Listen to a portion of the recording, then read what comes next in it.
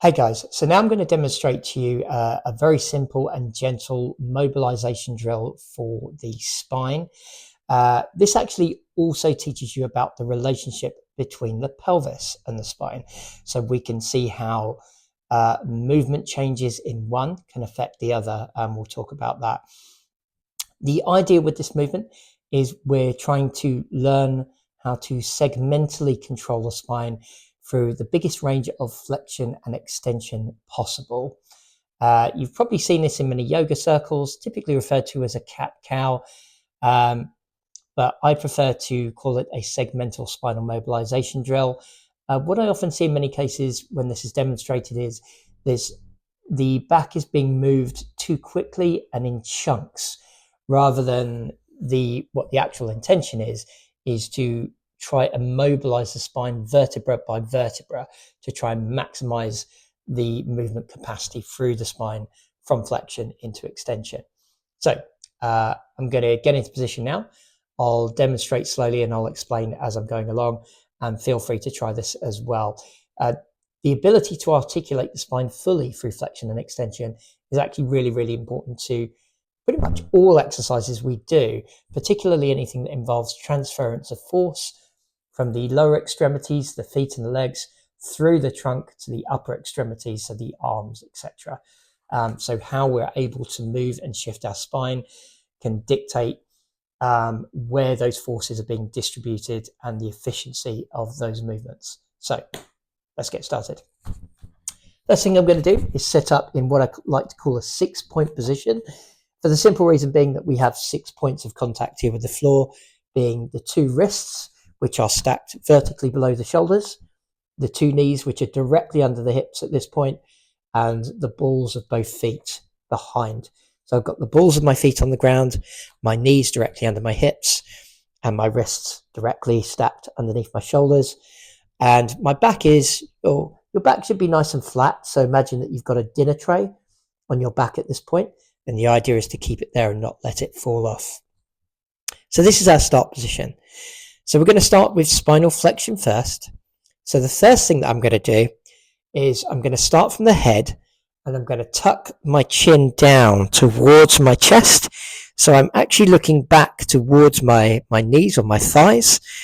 From there, I'm going to rotate my shoulders up towards my ears and screw my hands inwards, allowing my elbows to move outwards away from my body, so my armpits open up. I'm then going to actively push down into the floor as if I'm trying to push the ground away from me. So at this point, I'm feeling my shoulder blades spread apart away from my spine and slide forward into protraction. I'm then going to gently round my upper back. I'm going to follow with my mid back and then gently round my lower back. And I'm going to attempt to pull my belly button in towards my spine and tuck my tailbone underneath me. In this top position, I'm going to take a deep breath in through my nose.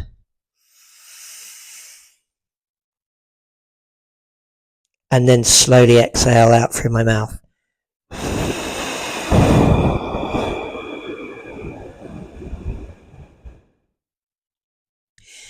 And then to move into extension, I'm going to start from the bottom of my tailbone.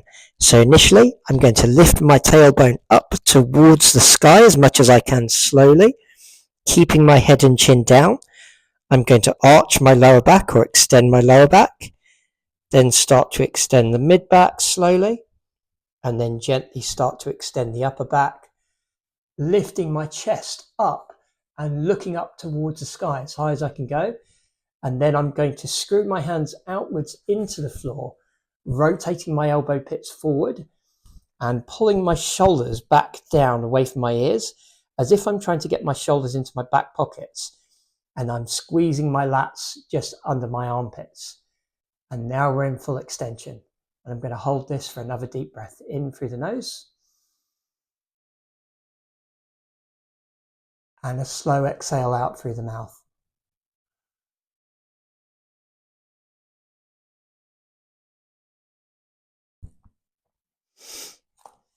So that's the movement, guys. So again, what we can see from this is when we start to move the spine into flexion, what we notice is the pelvis actually posteriorly rotates and tucks underneath us. And when we extend the spine, what happens is the pelvis actually anteriorly rotates and tips forward. So that's a little bit of information there about the relationship between the hips and the spine. So you can see how movement in one area affects the way that the other behaves. And that's really important. The ability to articulate and control pelvic rotation is really important to a lot of things where we are deriving power from the lower body, because the hip extensor muscles, the glutes, and also the hamstrings and back extensors to an extent as well, are really powerful muscles that can help us accelerate and produce as much force as possible. But if the pelvis doesn't rotate very well, we tend to pick up a lot of tension, a lot of buildup of tension around, typically around the lower back area, which can feel a bit uncomfortable. Now, spinal erectors being loaded is a good thing. It's good to have a nice strong back, but we want to make sure that the glutes, the hamstrings, the back extensors are all doing their fair share of work in any kind of full body movements or anything that as I said, involves deriving power from the lower body through the trunk to the upper extremities. So just something to think about.